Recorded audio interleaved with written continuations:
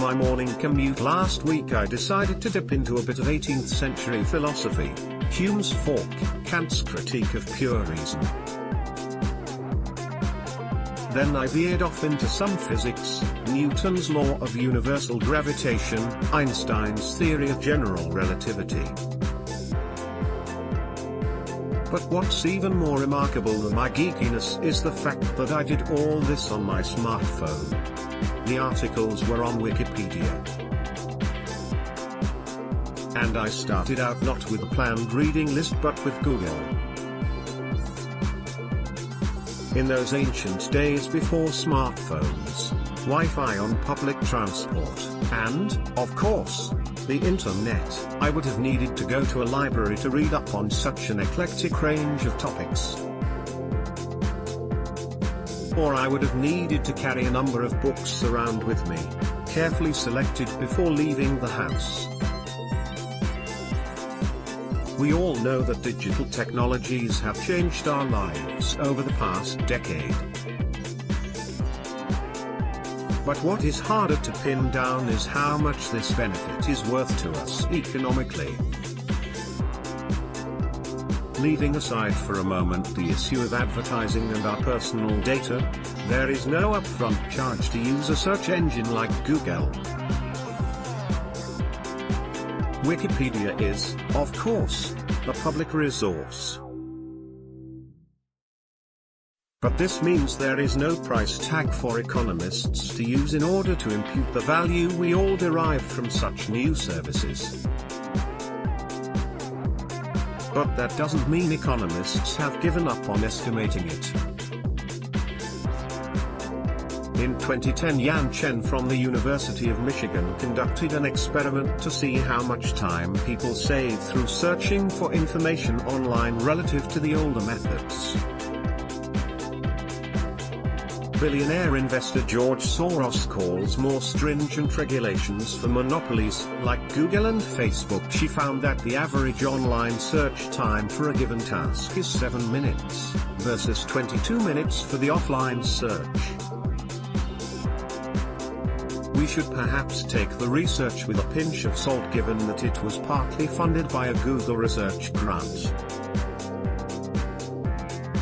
Yet there seems little reason to doubt the basic results that online search is around 3 times quicker than the older methods. When was the last time you went to the library, or opened an old-fashioned dictionary to look up a word's spelling? So how does that help us to value such services? Time is money. To get a very rough estimate of the value of your time, consider how much you get paid per hour. Now consider how much time a day you spend searching online for information. Multiply the time spent searching by your hourly pay rate. Now double it. That's a rough estimate of how much online search engines benefit you financially. Or, if you're searching of information as part of your job, that's how much the technology benefits your employer by making you more productive. But let's think about it from another perspective. Google saves us time. But is there not value from spending longer on the internet sometimes too? Think of time on social media catching up with friends and family. Eric Brynjolfsson of MIT conducted a survey in which Americans were asked how much they would have to be paid not to use the internet for a month.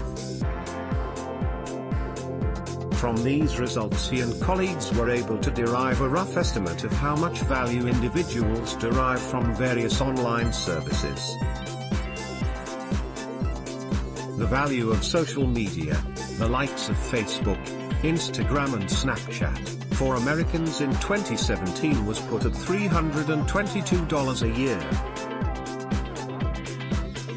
The value of search engines was put at a whopping $17,500.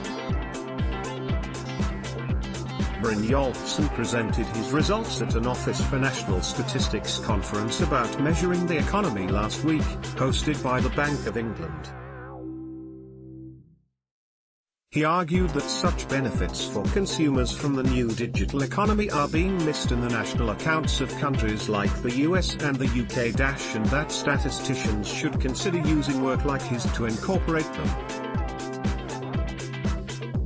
It wouldn't be a trivial adjustment.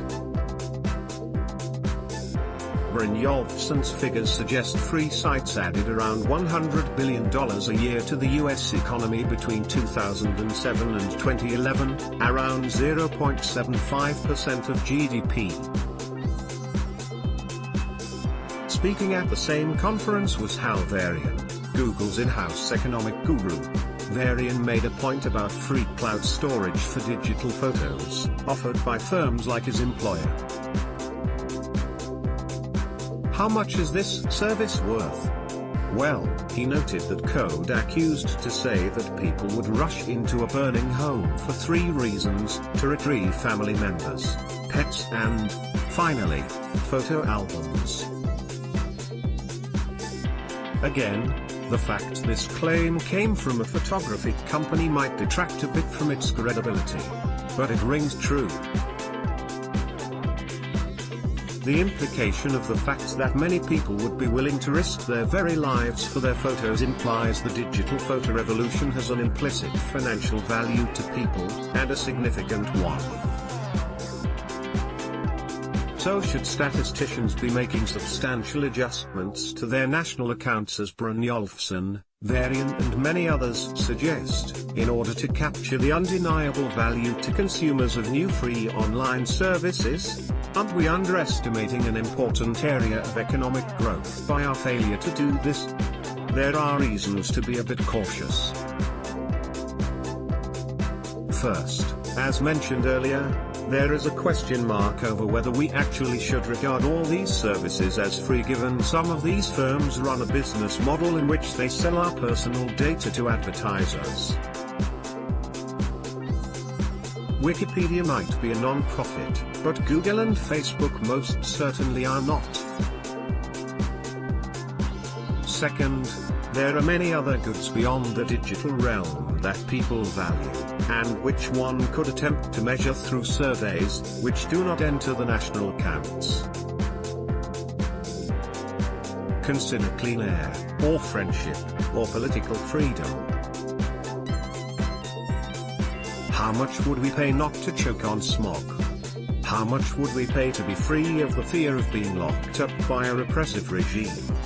Perhaps the problem is less that official measures such as GDP are not fit for purpose in the digital age, but that, in the digital age, we place too much weight on GDP as an indicator of our changing quality of life. More about Facebook, Google, Wikipedia, technology, economics, reuse content.